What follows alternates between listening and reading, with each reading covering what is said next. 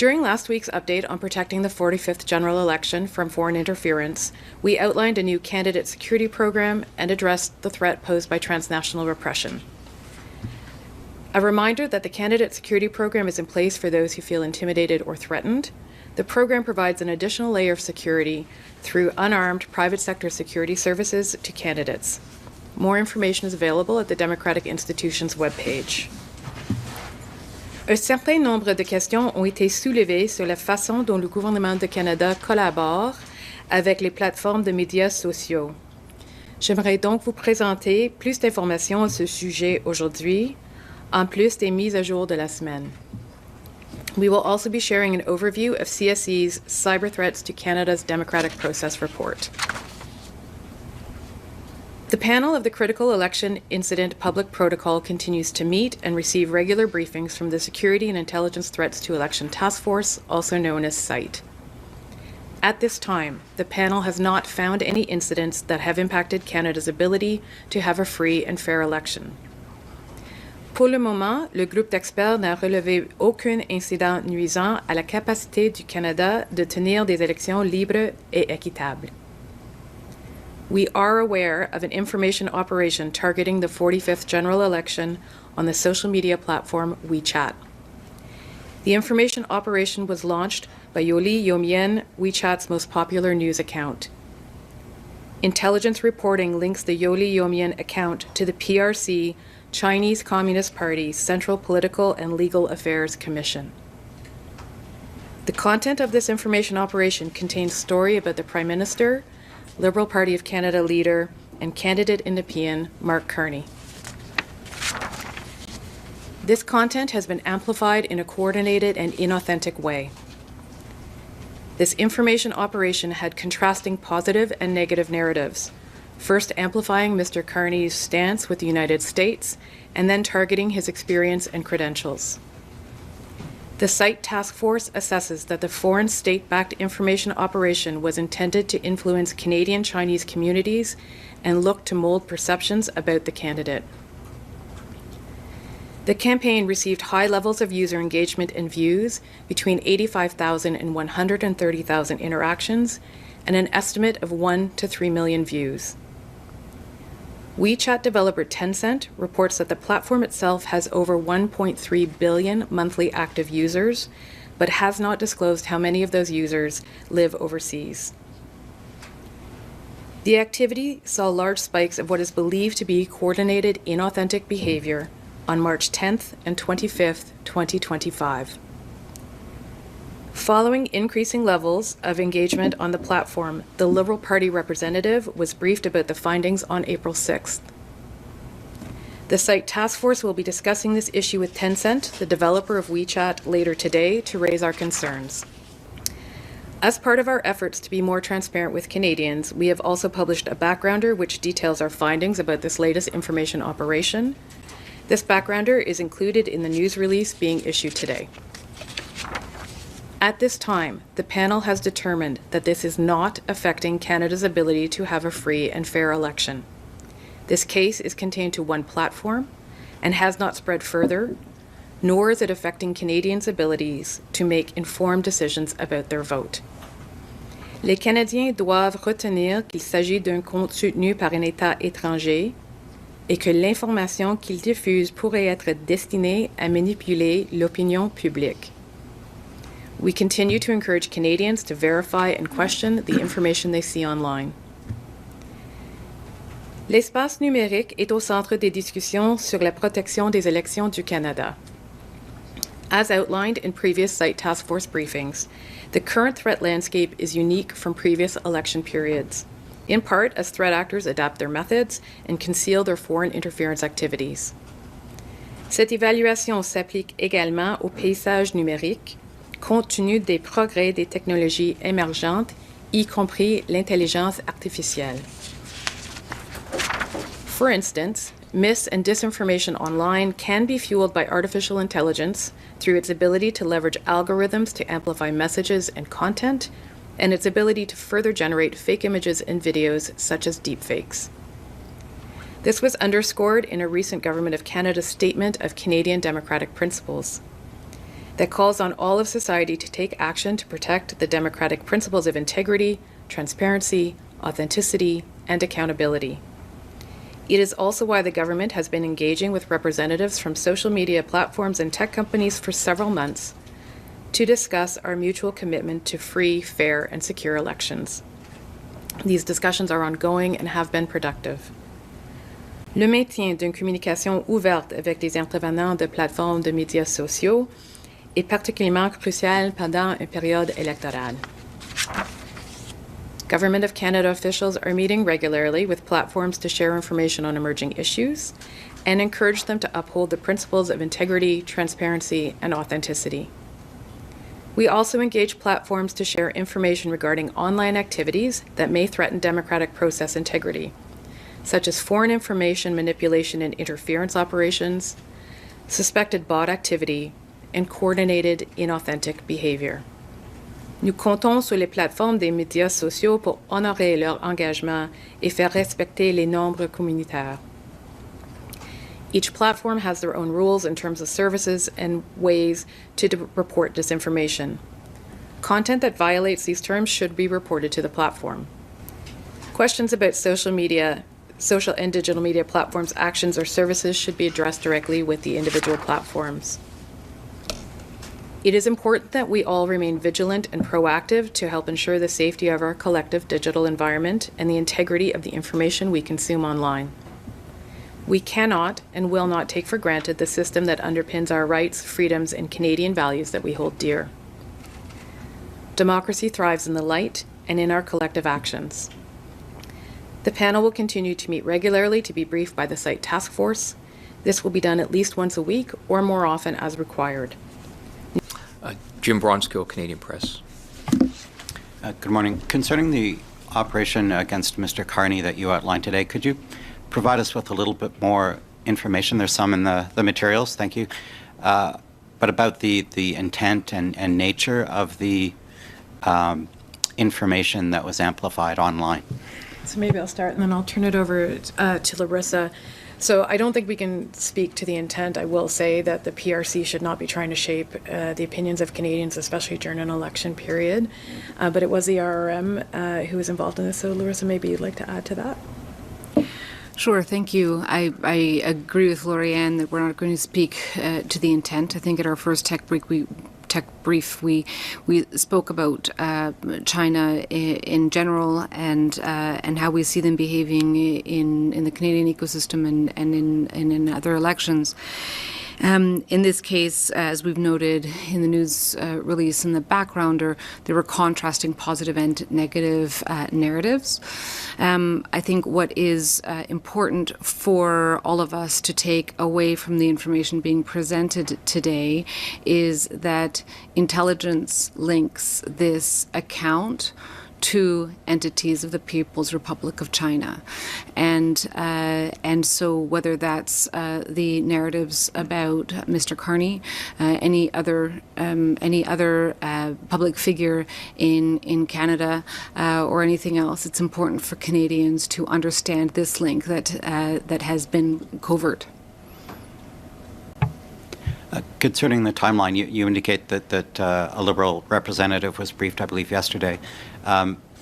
It was first noticed March 10th and March 25th, and I think there's a suggestion that the narrative was amplified online, but sometime after that. If you could give us an indication as to why it would take that long to bring this to the attention formally of the Liberal representative. Maybe there's a good reason for that, but perhaps you could explain the timeline there. Sure, happy to. So these were the two spikes of activity that we saw. March 10th was outside of the Liberal Party leadership campaign, and so site was not active in providing advice at that time. In terms of the spike on March 25th, that's when we first noticed it, and then we monitored the activity to be able to confidently identify the source and the connection, and that was brought to the attention of the panel last week, and the Liberal Party was briefed shortly thereafter. Ryan Tumulty, Toronto Star. Yeah, good morning. You said in your opening remarks in the press release that you don't believe that this campaign was enough to influence Canada's ability to have a free and fair election because it was only on one social media platform, and I guess a more niche social media platform as it is. I'm wondering if you guys have identified a threshold for inaccurate or inauthentic material spreading on social media. Is it 2 platforms? Is it 3? Like, what is the threshold you guys have identified where you feel it would breach the free and fair election standard? Sure. This is the core function of the panel of 5, so the protocol that's set up. And it's not a simple arithmetic calculation. It's not number of platforms. It'll be a range of things from its potential impact, whether it's in a single riding or across the country, the number of people likely influenced, how convincing is it? It's really like 5, 6 dimensions to it. So the threshold is really about nuanced judgment, and that's the judgment that the panel will be making. I think maybe the other piece I would add to that is it is difficult for us to understand how many Canadians may have seen these narratives because of the platform that it is, and the posts, Larissa, correct me if I'm wrong, were posted in simplified Chinese. And so they have a large base of monthly active users, but it's unclear to us how many Canadians might have seen the narrative. So it was important for us to flag it, but it's difficult to gauge beyond that. And then, just as a follow-up, WeChat was identified in the campaign targeting Liberal candidate Chrystia Freeland and Michael Chong as well. I know in the last election it was identified in the Foreign Interference Commission as targeting voters. Both Aaron O'Toole and Kenny Chu, the local candidate in Richmond.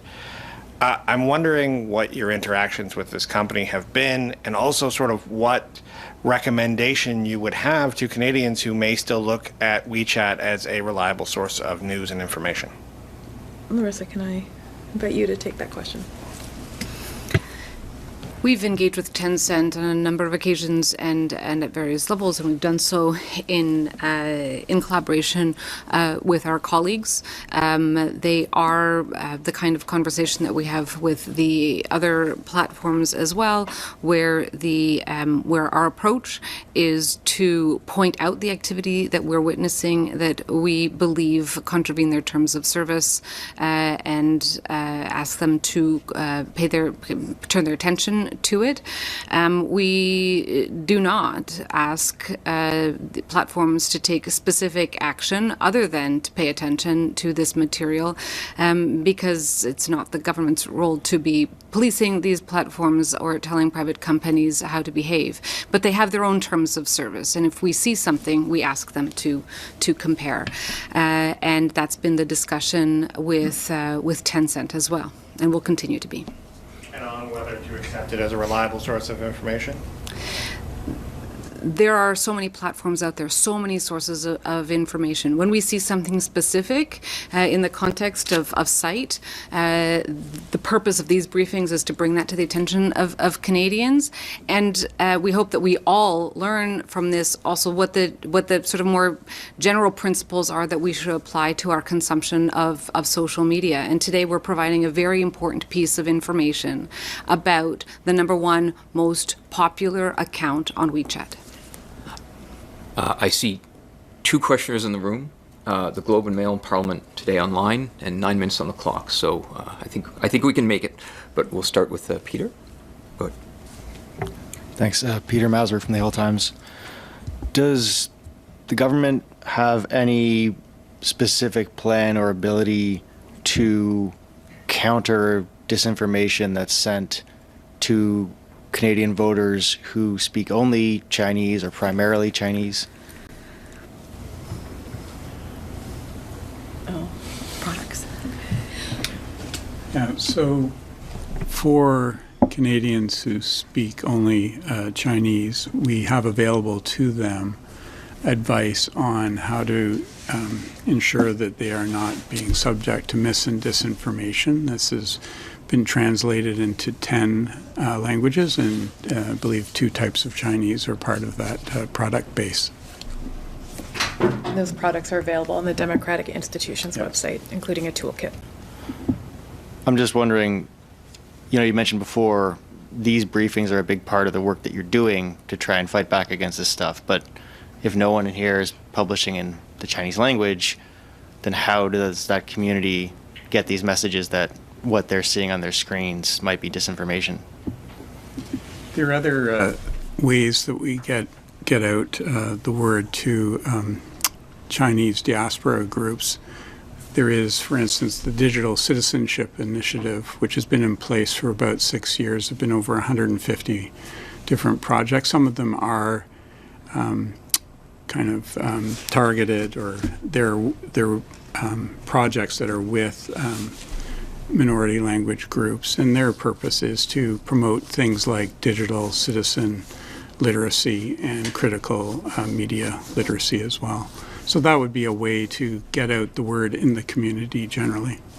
In addition, there's also different parts of the government, it happens to be public safety, have good connections with different diaspora groups, and they have those conversations as well. Christopher Nardi, National Post. I just want to come back to the content. My last Mandarin class was 13 years ago, so I used Google to translate them. And from the examples that are in the backgrounder, it appears that the content is mostly promoting Mr. Carney's strength. I think the language that it says is United States meets Canada's tough opponent. And so, Ms. Gladzow, you mentioned something about negative and positive in the background. I didn't see that, but it appears to me from what's in here that the content is, I don't know if it's promoting Mr. Carney, but it seems very to cast him in a positive light. Is that broadly what this content that you've seen, that this particular campaign, is that what it seemed to be doing overall?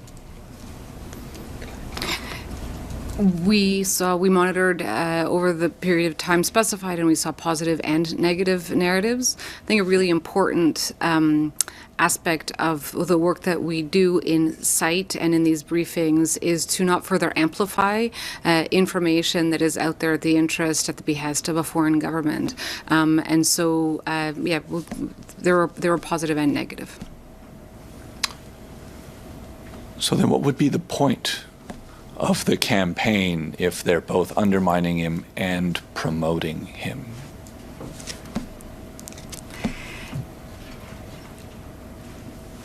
So, I think maybe, disinformation is one thing, but this kind of coordinated inauthentic behavior is just an attempt to pollute the digital environment and try to shape opinions one way or the other. I think, and Vanessa will correct me if I'm wrong, I think it's fair to say the PRC is party agnostic. Like this isn't an attempt one way or another, but it is to kind of sow confusion and discord in the digital environment. I would say also that our mandate isn't to first understand the point of a foreign information manipulation operation. It's to identify it, to confirm that it is coordinated, inauthentic behavior, that it is state-backed, and to ensure that Canadians are informed that is happening. Vanessa, is there something you'd like to add? You both said it all, but to echo, the People's Republic of China is largely party agnostic in terms of its approach, and certainly as the information ecosystem is changing, then that can account for positive narratives in one instance and negative in the other. Thank you. We'll turn to our phone lines to two questioners. Stephen Chase, Globe and Mail. Hi, Steve here. Can you hear me? Yes.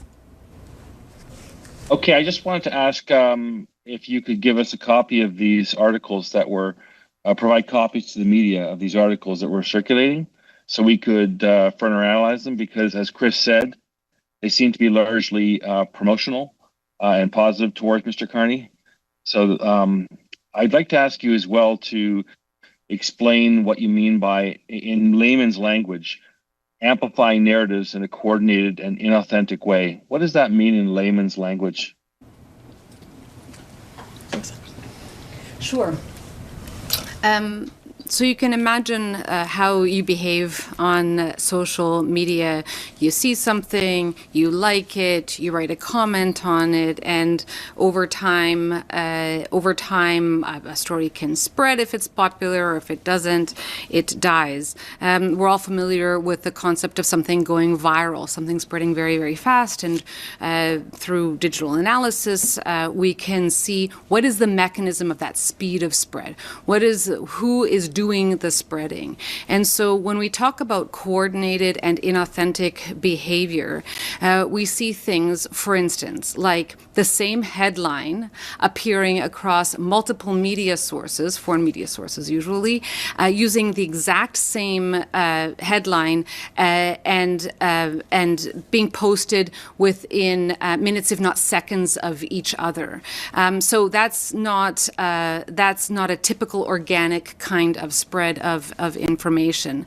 The other thing that we can do is look at who the account owners are, who are spreading, who are reposting, and we can tell from digital footprint and mapping the networks whether these are likely to be real people, or in fact a mechanism like my colleague Bridget spoke about today, bot farms or AI generated spread.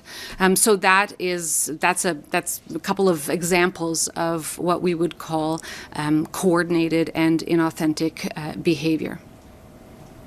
My follow-up question is, you keep repeating that phrase about how the PRC is party agnostic, but the next part of that often repeated maxim is that it picks candidates it thinks will promote its vision, and it will promote those candidates. So in this case, the information you've given us talks about responsible and decent Mark Carney, a tough prime minister from Canada, all these things. Are you saying that when you tell us that this was intended to influence Chinese Canadian communities in Canada and mold perceptions about him, that you can't determine if they were positive perceptions or negative perceptions?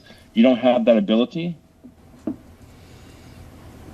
Vanessa or Larissa? So I think we want to be careful to emphasize the point of sharing this information with Canadians. As Larissa mentioned, and in Bridget's remarks, the important part of information that we're sharing with you today is to be clear with Canadians that the account that has made these posts is linked to the People's Republic of China and to the Chinese Communist Party in particular, and that intelligence has provided that there is a concerted effort behind that entity within the Communist Party to spread and manipulate the narrative that Canadians are seeing. And so we should all keep in mind that a hallmark of democracy is to be able to have such a debate during an election period, and it is for Canadians to have that debate unfettered by the influence of a foreign state. I'll squeeze in the last question. Palak Mangat, Parliament Today. Hi, I'm hoping you can hear me okay. Yes. I take your point about this kind of being nuanced judgment, but you said it's not likely, in saying that it's not likely to impact the ability for a free and fair election. Can you just be a little bit more specific in what makes you confident in saying that even? And, is there a thought to how this could impact the results of the specific riding, or is that just out of sight's bailiwick here? I think maybe I'd start with, so part of it is that it is contained to a very specific social media platform, and that Canadians have the ability to get information, get information about their vote from a variety of sources, so it's not kind of a monolithic approach. And so the panel felt that it was important, and as did CITE, that we come forward and share this information, both because of the level of engagement on this one platform, but also, as Vanessa had said, the link of this particular account to the PRC. That being said, there's no evidence to suggest at the moment that it has any impact on how people may choose to cast their vote. Larissa. And I think even less of an impact now that we are shining a light on it, and that's an important thing to take away from today's briefing. And as a follow-up, are there any other incidents on site's radar involving other party leaders, and where are those at in being addressed, and what types of recourse might they have? So site remains committed to sharing information that we believe Canadians need to have in order to defend themselves against disinformation. That, as my colleagues have said, is a way that we are equipping Canadians through these briefings, but also through the products that are available on the Democratic Institution's website to be able to assess for themselves information in the ecosystem. If we observe other things that regardless of the party, we will come forward where we can share that information with Canadians to help them confidently cast their votes. Thank you. Janice McGregor, CBC. Good morning, everyone. I want to ask a question about the kind of briefings that your group is involved with the particular parties. I mean, you gave us an example of one that happened, I guess it was just yesterday, about this particular attack that you're reporting today. But I'm curious whether this information exchange also concerns intelligence information that may have been collected about particular candidates. I'll give you an example. Last week, there was a Conservative candidate in Etobicoke North that was removed, and there's information in the public domain that this individual has ties to the BJP. Is this something that would have been discussed with the Conservative Party as an exchange of information in the context of election safety-related briefings? When you see who the nominated candidates are that are running, if your agencies have information about them that is raising a national security flag, is that something that is discussed then with the political parties during these information exchanges? Thanks. I'll start and then I'll turn it over to Vanessa. So the decision as to who stands as a candidate in any general election is the purview of the party entirely. Vanessa, is there anything you'd like to add? Certainly. So thank you for the question. So as we've mentioned at these briefings before, the site task force, all of the members are very much committed to making sure that we share with all of the parties in a very nonpartisan way information that can be relevant to them in terms of the intents and activities of foreign actors with regards to this democratic process. That being said, site is not in the business or a line of activity of vetting candidates. And so, as Lorianne said, the choices of any of the parties to put forward their nominees is entirely within their domain. And the briefings that we have had with them have been related to the threat landscape in general of the foreign state actors, as well as helping those parties and candidates to protect themselves in terms of potential threats for violent extremist groups. And that relates to the candidate security program that we also spoke about last week. Thank you. Okay, so not about those matters. My other question is just more about a comparison between what we learned subsequently at the inquiry about the previous election and orchestrated attacks against, I believe it was particular Conservative ridings last time that sort of concerns came out eventually after the fact about the 2021 election versus this time now. If you had to consider how things unfolded in the last election versus now, how safe is our vote this time so far? Vanessa, do you want to start with that? Sure. I think there's a number of things to keep in mind that are different from the last couple of general elections and now. And one is these briefings. So the fact that we're coming before you every week to talk to you about the various tactics and techniques that could be used during the general election is a huge part of how we're equipping Canadians to be able to, for example, as Bridget just spoke about, assess the information ecosystem and be able to identify in particular disinformation campaigns. Again, the role of site has significantly evolved since the last two general elections. As you're aware, we have been stood up for by-elections since 2023, a total of 12 by-elections so far. So in each of those instances, we have had an enhanced monitoring, which allows us to be alert to the types of activities that could happen during this election.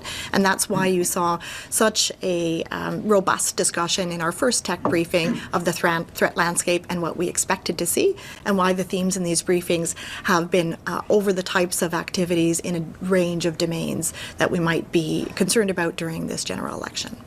Maybe if Vanessa, if I could build off of that. I mean, one of the things that has been talked about in the briefings and this week and in past weeks is that, adversaries' tactics change over time. I think it's also important to know and to realize that Canada's tactics change over time too. They change because we learn from our allies, and they change from the substantial amount of evaluation that's gone on. We really benefited from the foreign interference inquiry. We benefited from the reviews that have occurred after each election of the critical election incident public protocol. Techniques also improve from the site task members. So all these things, I think, together, along with new instruments such as these weekly tech briefings, improved briefings of political parties, better engagement of the social media companies, all contribute to, I think, good reasons for Canadians to have confidence in their elections.